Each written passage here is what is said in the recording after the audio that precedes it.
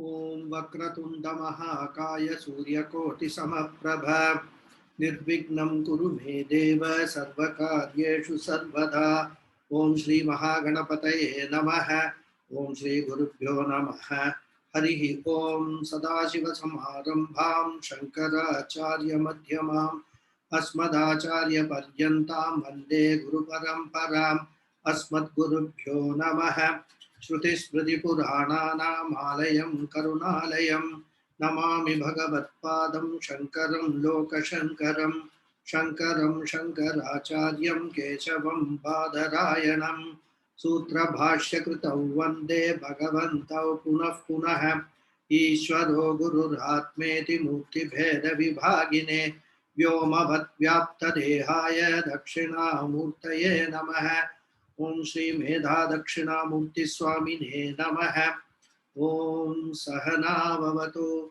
Sahanau Bhunaktu Sahaviryam Karavavahai Tejasvinavadhitamastu ma vidvishavahai Om Shanti Shanti Shanti Harihi Om Shri Gurubhyo Namaha Harihi Om. Namaste once again to all of you. Namaste, Guruji. Before we start, a small request, please mark your attendance. There are, almost everybody is done, except one or two people are still left, I think. Okay. So, we are seeing the qualifications required for a spiritual seeker. The sadhana chatushtaya sampatti. That is the topic we are discussing. And in that sadhana chatushtaya, the fourfold qualifications were mentioned. Shama, Dama, it was Viveka, Vairagya, then Shamadhi, Shakka, Sampatti, and Mumukshu. These were the four broad categories. In that we saw Viveka, Vairagya, we saw. Then the third category, which consists of 6 disciplines of Samadhi, Shama, Dama, Uparama, Titiksha, Shraddha, Samadha. These 6 disciplines we are now seeing. Out of that also, we have already seen Shama, Dama and Uparama. Now we are on the topic of Titiksha. And Titiksha, as I told you, is the capacity to endure the extremes in the life. Even though the author says that Sukha Dukkhadi, that is extreme happiness and extreme sorrow, normally when we are extremely happy, nobody has a problem with that, isn't it? The problem always is when we have extreme sorrow. Either it could be a physical pain or even mental anguish. Either of them, when we confront that, we are in great difficulty. In fact, all our faculties shut down. We are not able to think, we are not able to be efficient, we are not able to be effective in whatever we do. And these painful movements are of various grades, you can say, even from a small, problem to it could be a very worse situation, which is in fact choiceless situation. You just have to accept it and learn to live with it. You just can't do anything, especially as we grow old. So many pains and all we will experience, we don't even know why those pains are there, but they are there. They will not allow us to sleep. It will create both physical and also mental anguish. So this is a very real life situation, because saw so many examples in the last class, Rama, Krishna and all that. So it's not that it is a part of human life. We have to recognize that. But if we get carried away by this, there won't be any room available or bandwidth available for us to pursue any spiritual studies. So we have to learn to manage them. We have to learn to overcome. We have to learn to endure them. That is what is Titiksha. And normally what we do, there are 2-3 ways we actually try to manage this, all this pain. The first method we generally is to find a solution or a remedy for the pain by bringing out some appropriate changes in the conditions which are causing the pain. And this is a remedial method, and many times it works also. Okay. But sometimes these remedial measures themselves may be so expensive, or even though you know the remedial measures, you will not be able to practice them. This could be really taxing on physically, mentally, time-wise, energy-wise, on your circumstance. Very taxing if they could be. And sometimes what will happen is, while we solve one pain, another pain may come.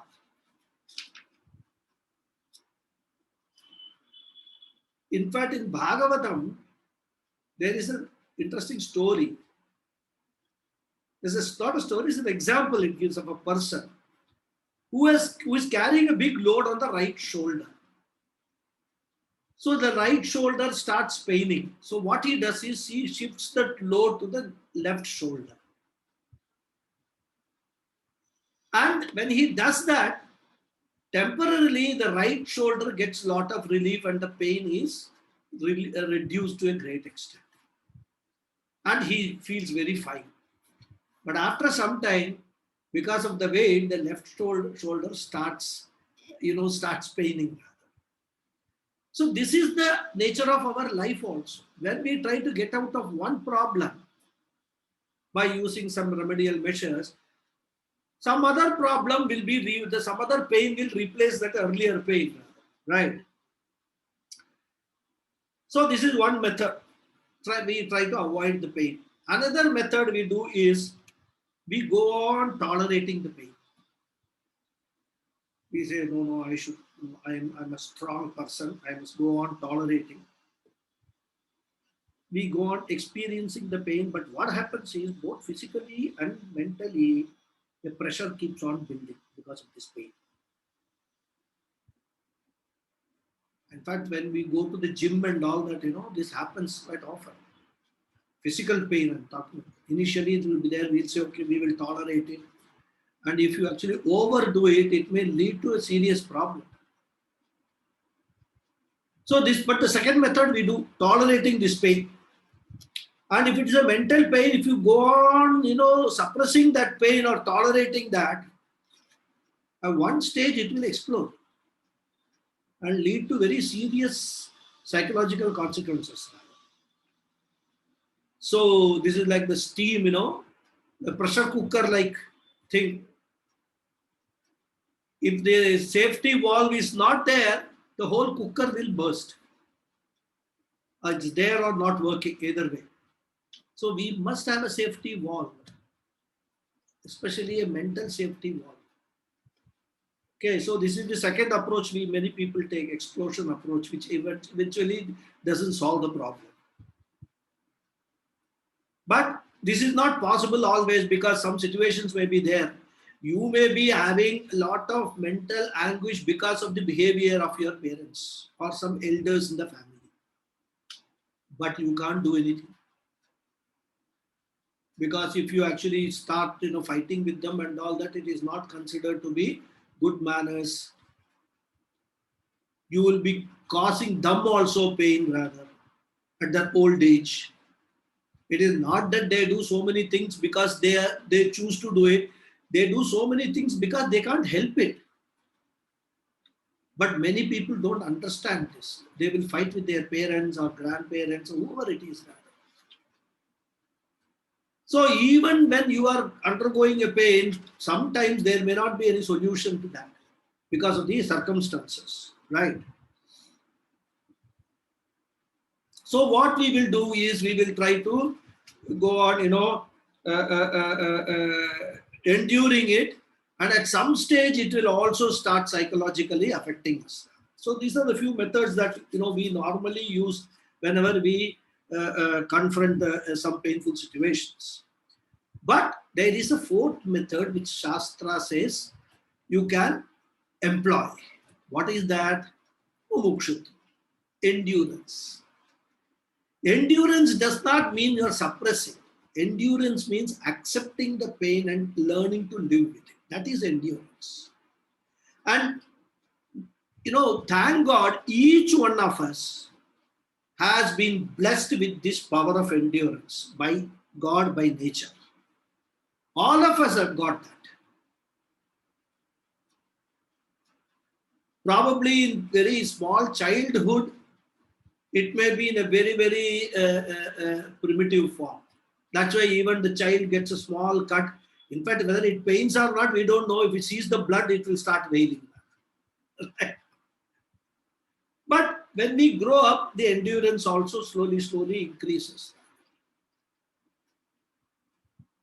And we start learning to tolerate the situations, tolerate the people, tolerate the circumstances, and tolerate whatever we have to confront.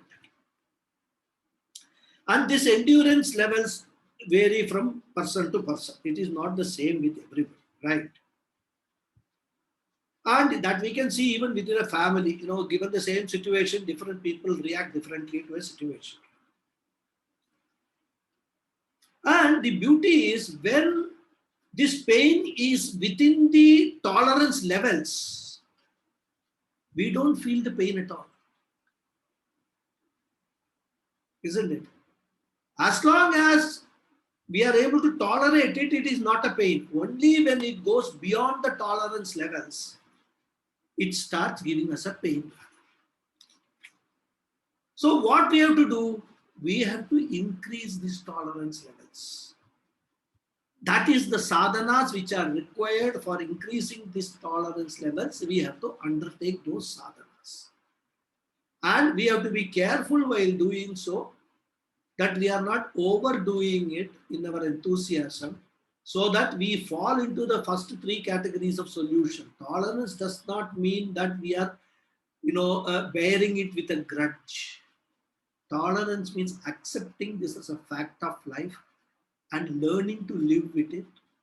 And then also preparing our mind that this is nothing. You may come across more problems.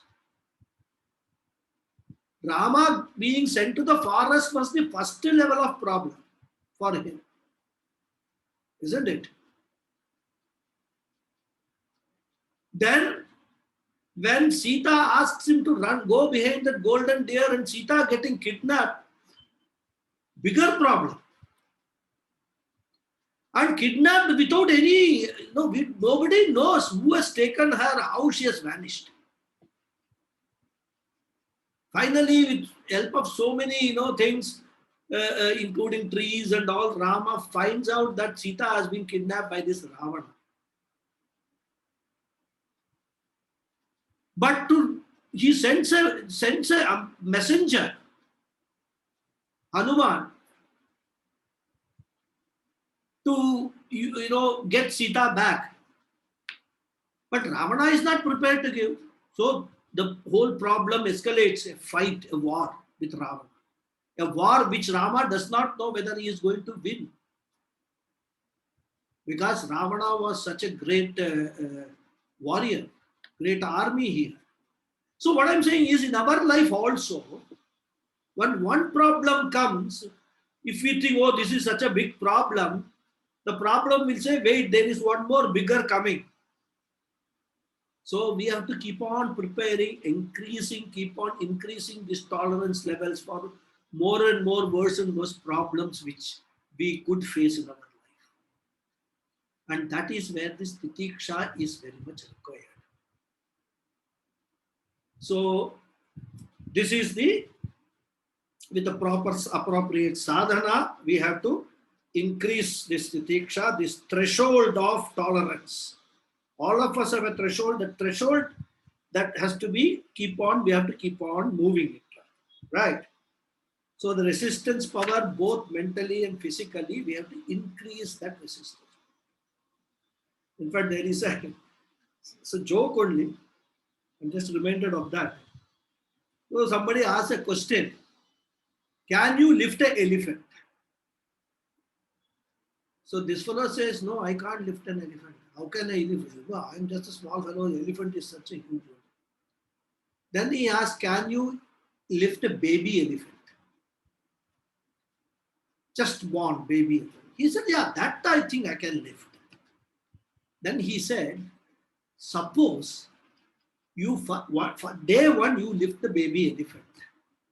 Second day also you lift the baby elephant. Third day also you lift the baby elephant, and you every day you go on lifting this baby elephant. What will happen?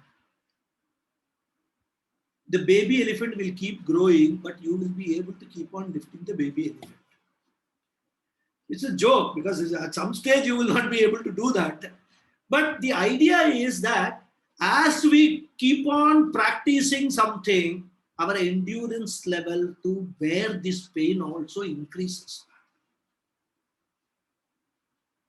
So the threshold, you can certainly work on increasing the threshold of this pain so that the titiksha goes on increasing. And on day one, it will not be possible. It is one of the difficult things to do. So we have to keep on working on it as a sadhaka. We have to do that, right? And this is what this tolerance or endurance is what the authors calls it sahishnutvam, capacity to bear that. Sahishnutvam, right? So the endurance at the physical level and endurance capacity to endure at the mental level, both put together is what is called titiksha.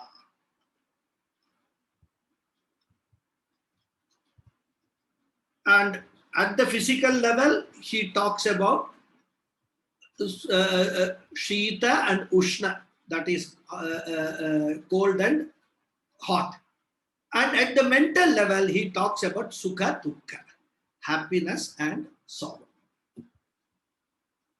Being too happy also is a very serious mental problem. You have to keep your mind always poised and balanced. Never be too elated.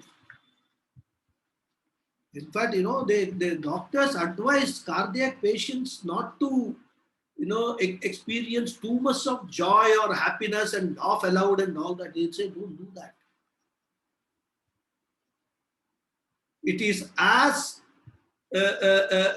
dangerous as having depression. So there is got to be a balance between sukha dukkha also. So this endurance we have to keep on increasing, and that is what is this sukha dukkha sitoshna sahishnutva. So he has dealt with both, right? And there are practical ways to do it. If you just analyze it further, and in Vedanta, all that we do is when we look at the Shastra words, we start analyzing. When Vedanta is all about thinking about this and analyzing and trying to go into the root cause of everything that happens to us. And once you go and understand the root cause, then automatically you will be capable of finding solutions also. Many times we fail to find solutions because we don't understand the cause. One of the main problems we face is our ahankara. We expect so many things from people around us. There are certain expectations from the spouse that the spouse should treat me like this. There are expectations from the children that children should treat me like this. I am a father, mother.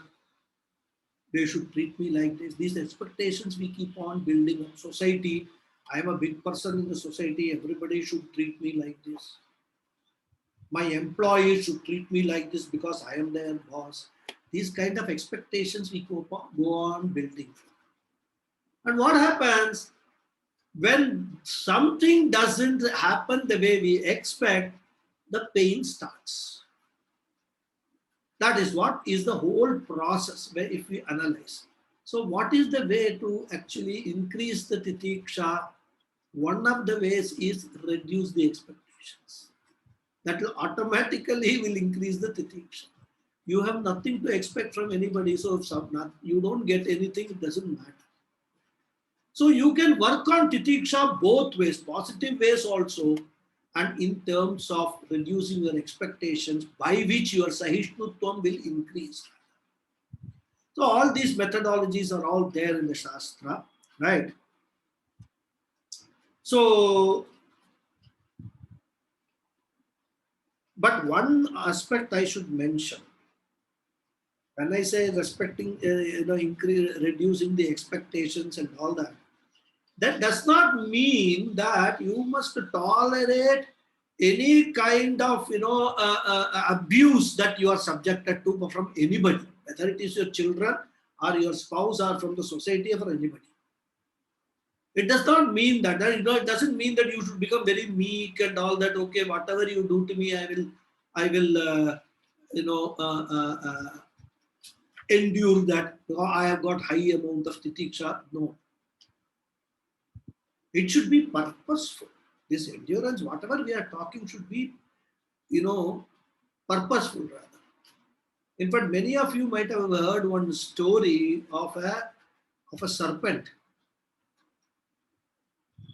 A serpent which was actually a very dangerous animal, and then it was, biting and killing lot of villagers. And the villagers were afraid to go even near the serpent because it was so fast that if you go near, it will immediately jump and it will bite the person and he will die. So the villagers were troubled by this serpent. So one day one sadhu came and the villagers complained to him. He said that, you see, sadhu, this serpent is troubling us too much. Please do something. You are a Siddha Purusha, you have Ashta Siddhis you have got. So you may be able to talk to the serpent and then do something. And this sadhu was a very great sadhu. He had all the siddhis. He could talk to anything, any living being. So he spoke to the serpent. And he told the serpent that what you are doing is very bad. You should not do this. So he told that you promise me that from tomorrow you will not bite anybody. You will not bite and kill anybody. Since the serpent also knew the sadhu was a great man, it promised that from tomorrow I will not do this. Sadhu went away. The serpent stopped biting people. People became bold. No longer this serpent is going to bite us. Now let us try to kill this serpent. So they brought big sticks and all that and started beating the serpent. Serpent has promised that it will not retaliate. So what it did, it went back into its hole and was holed up there. It will never come out. Even for its food, it will not come out. And it became very lean and thin, and it was in a very bad shape because of this. Because of the ahimsa promise that the serpent had given to the sadhu. So after some time, the sadhu came back to the village again and asked those villagers, how are you all now? Now the serpent is not troubling you and all that. They said, no, serpent is not troubling. In fact, we have not seen the serpent for so many days. In fact, so many months, we have not seen the serpent at all. So great sadhu you have done some magic and all that. But still, sadhu wanted to find out where the serpent is. So when with his powers, he could find that the serpent is in that hole. So he called out the serpent and asked, what happened to you? Why you are so lean and thin? It looks as if you have not eaten food for so many days. The serpent said, I gave you a promise that I will not bite anybody. But the villagers started beating me because of that. They wanted to kill me. So in order to save myself, I had to go and hide in the hole. And the moment I used to come out, they will come with the sticks to beat me. So I have not had food for so much time. And it's all because you told me of this ahimsa, I gave you the promise, I am in this condition. The sadhu told, I told you not to bite the people. But I never advised you not to hiss and, put the fear of you in them. If you had protected yourself just by hissing, the villagers would not have dared to come near you. And you could have gone around with your normal food and all things, activities. So the moral of the story is, titiksha does not mean that you endure all nonsense that people do to you. You don't need to bite, but you have to learn to hiss. So that particular aspect we must keep it in mind, that when we are talking about endurance, tolerance and all that, for example, if a child is misbehaving, does not mean you are titiksha, you tolerate the misbehaving. You have to correct the child. So we have to find a fine balance. Anything that we do, it should not lead to a disturbance for ourselves. That is the trick in this. When we come to Vedanta, all these balances in life, emotional balance, intellectual balance, all these things we will have to find, discover them and practice them. So this is all about titiksha. So then we will now move to the fifth discipline, Shraddha. The student asks, Shraddha Kidrishi. And the Guru answers, Acharya answers, Guru Vedanta Vakya Dishu Vishwasaha Shraddha. So Guru, we all know, is the teacher or a preceptor or whatever you can call it, scriptural preceptor rather. And as I told you, Guru means the one who dispels the darkness. Ukaraskandakaro Vaigu. Rukarastanivartate, right? Who removes the darkness of the ignorance in our life and brings in knowledge. He is the Guru. Okay. And as we have seen in the introduction, all our emotional problems, all called what? Samsara in Vedanta terminology. Okay. And Vedanta says that this samsara, all the problems of this samsara, disease, it's called the disease, bhava roga. Samsara is called bhava roga, is all caused by what? It's a bacteria or a virus called self-ignorance. You can call it a virus, like a coronavirus, it is a virus, self-ignorance. And if we want to cure this roga, this disease, the samsara roga or bhava roga, we have to approach the doctor. And who is the doctor? Who can destroy this virus? Who is called Guru, this virus of ignorance, who can destroy, and he is the Guru. For normal bacteria, virus, we will go to a doctor. I mean, what's that? Medical doctor. But for the virus of our samsara problem, samsara disease, we have to go to a Vedanta doctor, Guru, we have to go. Okay. And we have to treat this bhavaroga. And what is the treatment? Simple. Get the self-knowledge, gain the self-knowledge. And whenever we go to a medical doctor, one of the first important things that we require is to have a shraddha in the doctor, a trust, a faith in the doctor. That is why we go to a doctor. in the full faith that he will be able to cure our problem, physical or, or whatever problem we are facing, physical or mental problem. That is our initial approach. But what happens when the doctor starts treating us, we will start learning more and more about the doctor's approach to our problem. He will prescribe some medicines initially and we will go into that treatment. But after some time, if nothing has changed, your problem remains the same, then what will you do? You will first question whether the doctor has correctly diagnosed your problem or not. Secondly, you will find out whether the medicines that he has prescribed are good enough for you or not. Whether the potency is good or it is to be increased and all that. So, when you go to a medical doctor, your starting point is a shraddha, a faith, a trust in the doctor.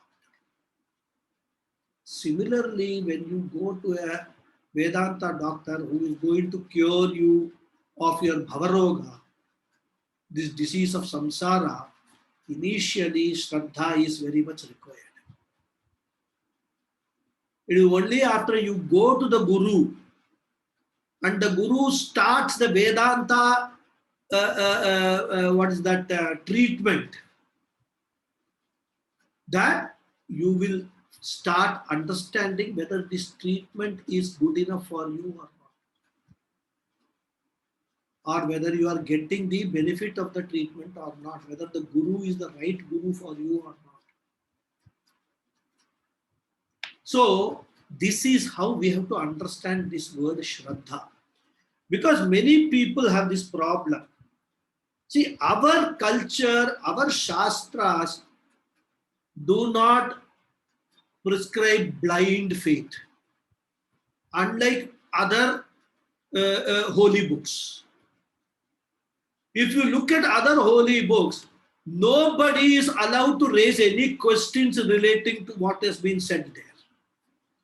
You just have to listen to the preacher and follow, period. And that is the essential difference between preaching and our system, which is teaching. In preaching, you cannot ask questions. You just have to accept it blindly. Just have to have a faith in the holy books and accept it and do as it says. Whereas in our system, you don't need to do that. You need to have that faith only in the initial stages. Once you come into it, then you are into a samvadha with the guru. Whatever guru says, you keep on questioning the guru. You said that is what is why we are seeing. Guru says a few words and the student is not keeping quiet. Every word he is asking a question. Guru said Shraddha, Shraddha Kidrishi, what do you mean by Shraddha? He is asking the Guru. That is the beauty of our culture, our scriptures, and our system of spirituality. This you will not. This was prevalent long ago in the Western countries also. But after this Abrahamic religions came, that system went away. Only here in our country and in relation to our scriptures, this system is still surviving of Guru Sishya Samvada is surviving. So Shraddha we must never interpret as a blind faith in the Shastras, just to do what the Shastras say, that's it.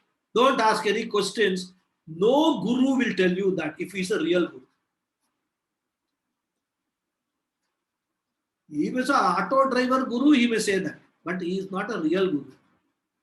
A real Guru, a Shastri Guru will never say that. In fact, he will encourage the students to ask more and more questions. Because he is not teaching for the sake of teaching, he is teaching for the sake of improving the life of the student who has come to him to get rid of this samsara roga. So this is how we have to understand the samsara.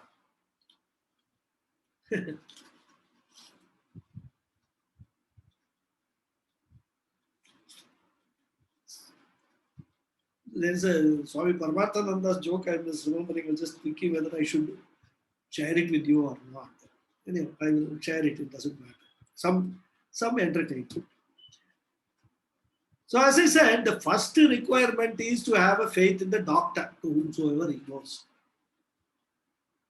And when we talk of medicine, there are so many pathis. Allopathy, then homeopathy, naturopathy, so many pathis are there. Every pathi has got one medical practitioner relating to that particular field of medicine. And there, everyone will say the other system is useless. If you go to allopathy, you will say homeopathy is useless. If you go to homeopathy, you will say allopathy is useless. If you go to a homeopathy doctor, he will say stop all allopathic medicines and take only the medicines which I am prescribing. Because if you continue to take allopathic medicine, homeopathy will not work. That is the reason he will give. And we don't know anything about all these things. Right? And Swami Paramatmananda says, within one pathi itself, two doctors will not agree with each other. And he says a joke. A person went to a doctor and he was getting treatment. So after some time, he left that doctor and went to another doctor in the same area. So the second doctor saw him and diagnosed the problem and all, and asked him, what medicines have you been taking? And he said that these medicines I have been taking. So whom have you been consulting? I have been consulting this other doctor and he gave me all these medicines. Oh, okay, you consulted that fellow. Huh? Very good. What did he advise? Huh? He would have given you some wonderful advice. Very sarcastically asked. He said, yes, doctor, he told me to come to you. So, it's just a joke. Huh? I mean, Swami Paramatmananda shares this joke in this topic. So, like that, there are so many gurus you will come across in your life. This guru will say that guru is not teaching properly. That guru will say his philosophy is wrong. So many gurus also. This is there in the spiritual field also. One will be a Advaita Guru, one will be a Vishishta Advaita Guru. Vishishta Advaita Guru will say Advaitam is all nonsense. There is nothing called Advaitam. It's all Shankaracharya's own innovations. Like they will say like that. So, what we have to do, wherever we go, initially we have to start with the Shraddha on the Guru. After we proceed further, when we start applying our mind to what is being taught, we will know, we will understand whether we are the right path or not. And that we can discover only through all this questioning the Guru, asking very relevant questions to the Guru. And when we see the Upanishads and all that, they are full of such brilliant questions from the students. They are all in question answer format only. And in fact, when the Guru makes some very cryptic statement from the Shastra, not all students will understand, but there will be one student who will understand. And that we can learn how to understand, how to interpret the Shastra, how to understand what is being said. So the Guru, whomsoever you go, you can start with that, the Shraddha. And in spiritual field, Guru hopping is very common practice. But many people have this problem, they don't know how to find the right Guru. And it's a process rather. And process driven by your karmas, your punya papas. When the right time comes, the right Guru will come to you and you will go to the right Guru also. But you have to continue the process if you are serious about the spiritual journey and spiritual pursuit. Okay. So, Shraddha one should have. What is that Shraddha? Vishwasaha, he says. Vishwasaha simply means faith. Faith in what? Guru and Vedanta Vakyeshu. In the words of the Guru and also the Vakyas of Vedanta. Whatever the Upanishads say, what the Bhagavad Gita says, you should not start questioning whatever is said without even understanding what is being said. So, Shraddha means the starting point. You must have that Shraddha, that faith to go to the Upanishads. When we go to the railway station or the airport, that facilitation counter, when we approach, what is the Vishwasa we have got? Whatever questions we ask, whatever inquiries we make, we will get the right answer. Right? That is the Shraddha with which we go. Whether we get it or not is a subsequent thing.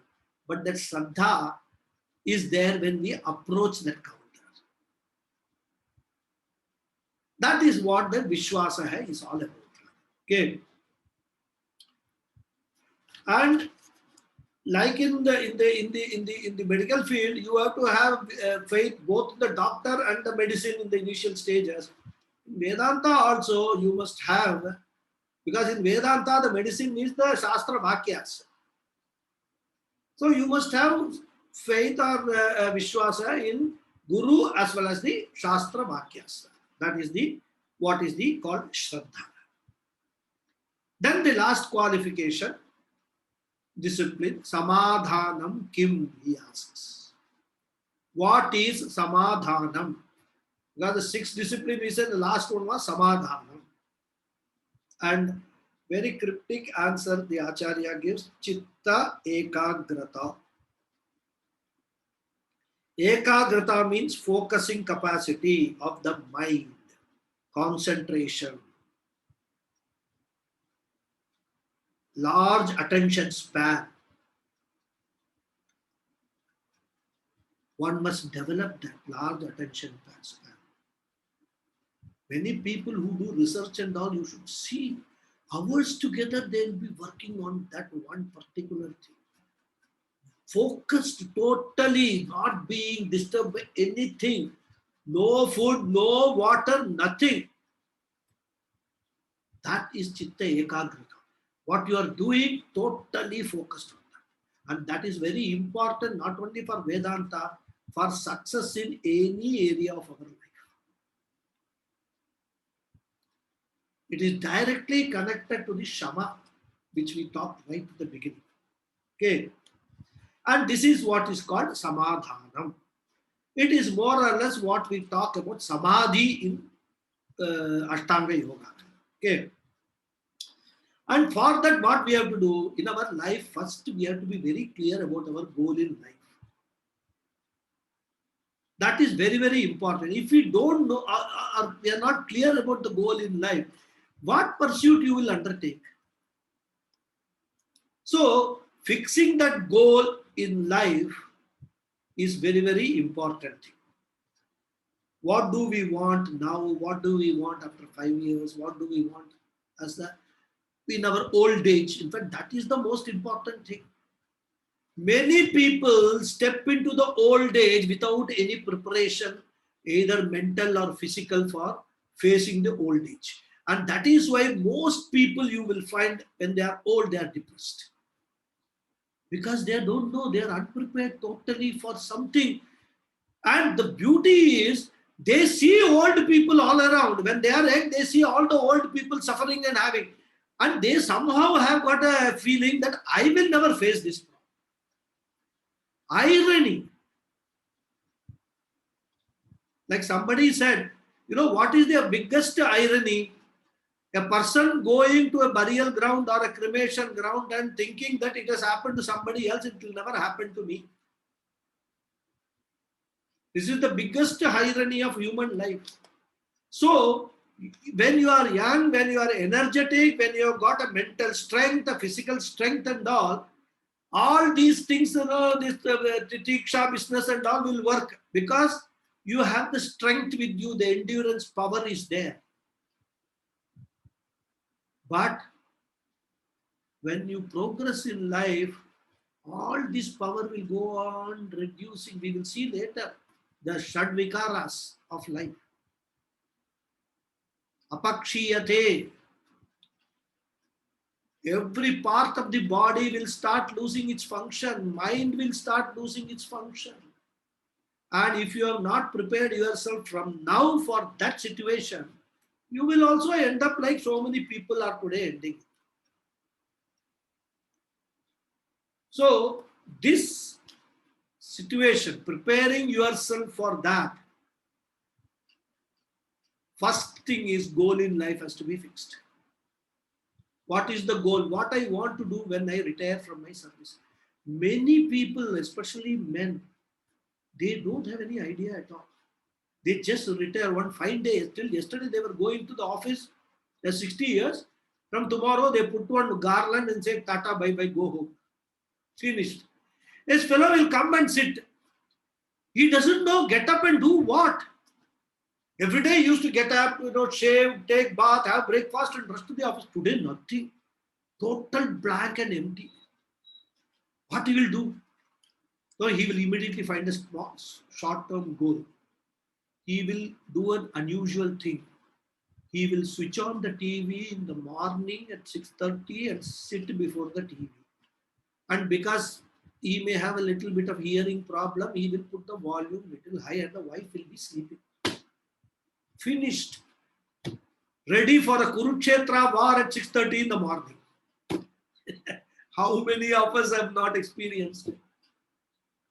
After some time, the wife will say, oh, okay, from today you are nothing else to do. So you're sitting before this TV. Wait. Let me take bath and all. Come, I will give you a big list of what all your goals should be. If you can't fix your goal, I will fix your goal. Finish. This fellow is gone. Some of them, what will they do? They will go and join some club. So many clubs are there in all cities. They will go and join a club. And in the morning, they will ask him going to the college, they will go into the club and sit there. And do all things, playing cards and, all sort of, they are just chit-chatting or yakking with people. Discussing all the problems of the world, right from US election problem, this, problem of farmers, everything they will discuss threadbare. Nobody will be able to do anything about any of them. Just discussion, entertainment, self-entertainment. This is what they will do. And that will also be a problem because the wife would have given him a big list and he would have forgotten to bring those things. When he comes home, another second round of 18 days, second day Kurukshetra war will start. So what I'm saying is, this is how, if we have no idea about goal in our life, continuously we will face all these problems. And then when we complain, people will say old age will be like this only, nothing can be done. That is, they will do not to console us, they may say all these things. But the real problem is with us. The problem is not with the spouse, the problem was not with the office. Problem is we have no plan for our life. And once we have a plan for our life, the day you will wait for the day of your retirement. You will immediately implement that plan because you are focused on that. So first thing is to have a goal in life. And when having goals also, we have to set the priorities. That is very, very important, right? So keeping these goals and working towards those goals in a focused manner is what is ekagrita. That is what the author says, that samadhana means giving your mind a goal in life and following up on that with focused attention, not allowing your mind to go here and there, right?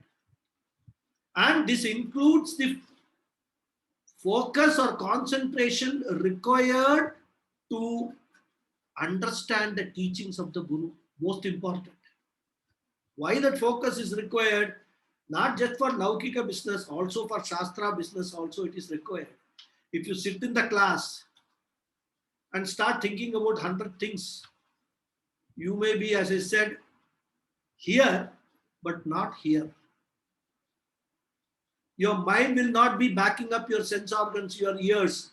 so that whatever is going through your ears are actually registering in the mind. Mind is somewhere else in some park or something. Or now it's going to be 12:30, 1 o'clock. I will go home. What would be the lunch at home? These kind of things and all would be there running in the mind. So Chitta Ekagrata is required for Vedanta. Chitta Ekagrata is required for any discipline that you want to pursue in your life seriously. We have heard stories about Sachin Tendulkar, how he used to practice. Get up in 4 o'clock in the morning, nobody around. He will use a wall and a tennis ball and keep on practicing his batting with the wall and tennis ball. Total attention, focused attention. He becomes a Sachin Tendulkar. And this is not only Sachin Tendulkar. Anybody who has actually reached a certain position or a certain level of expertise in any field, they would have had this as a biggest quality. This concentration, focus of the Chitta Ekagrata. Okay. So these are the six qualifications that we have seen. Now the last qualification, 6 disciplines. I have to be careful about the words. 6 disciplines of the third qualification we have seen. Okay.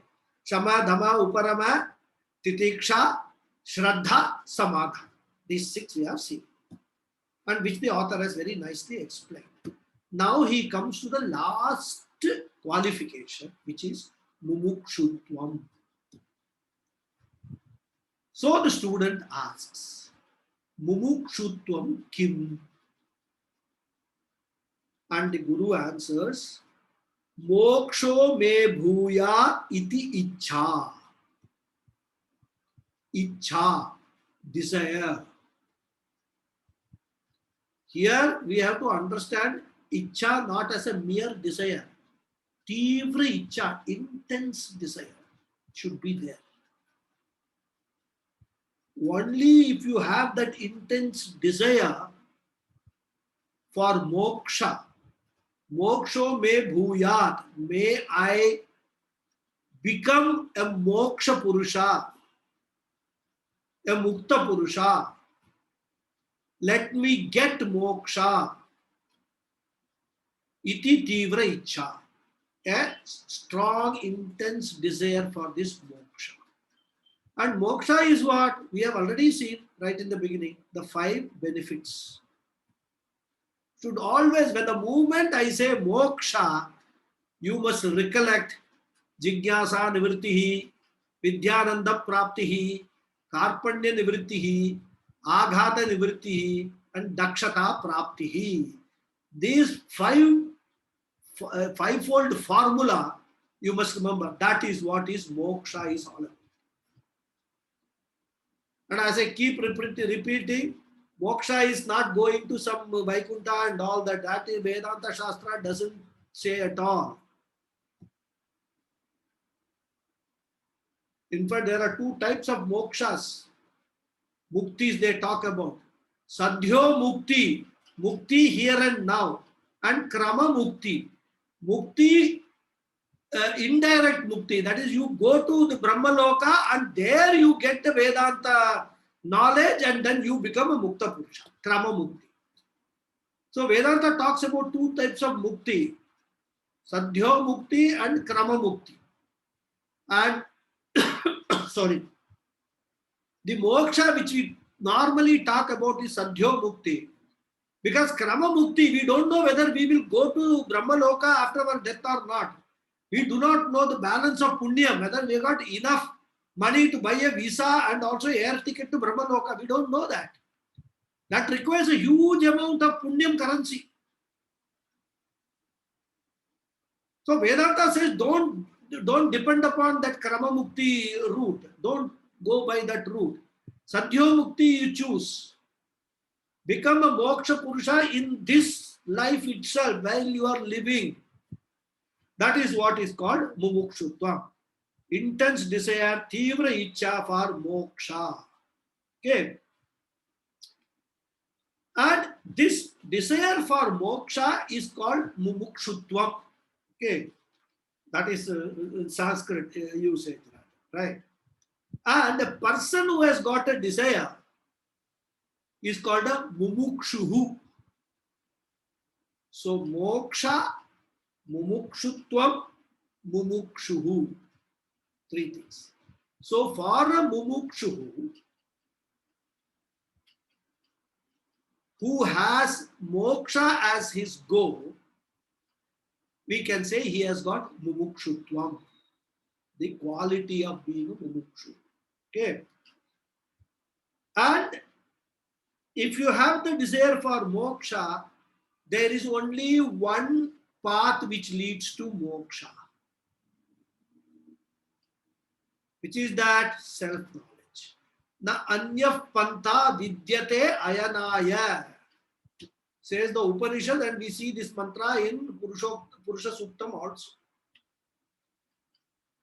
Ayanam means the ultimate goal in life. Ultimate goal is moksha. We are seeing that in Vishnu Sahasranam classes also. Na anyah pantha, there is no other road, only one road, self-knowledge, Atma Jnana. Ashta, nothing else is there. So gain this Atma Jnanam, this self-knowledge. That's what it says. And this process of gaining this self-knowledge has got three stages. The first, of course, as I said, we should have the necessary qualifications. All we are, just now we have seen, the Viveka, Vairagya and Samadhi Shakta Sampatti. Those things are required. They are not required 100%. They are required at least pass mark 50% you have. You will be good enough to start. Then as you progress in the spiritual path, you keep on increasing each aspect or each discipline. More and more you become more and more disciplined. Right? So qualification is the first entry level determinant for this. But someone say, I'm not interested in moksha, so why should I do all these things? Because people may say such things without understanding what moksha is all about. Having read these Puranas and listened to so many, all these those who do upanyasa and all that, our idea of moksha is after death going to some Kailasa, Vaikuntha or some other loka. That is the normal 99% people understand as moksha. And that is why in the beginning itself, we have defined what is moksha. Now if someone says, I don't want moksha in my life, you ask him, you don't want happiness? You don't want to learn in your life? You don't want a shock absorber in your life? You don't want to increase your efficiency in your life or whatever you do? If that is the case, no problem. Because your sattva guna is very low. That is why you are not interested. It's okay.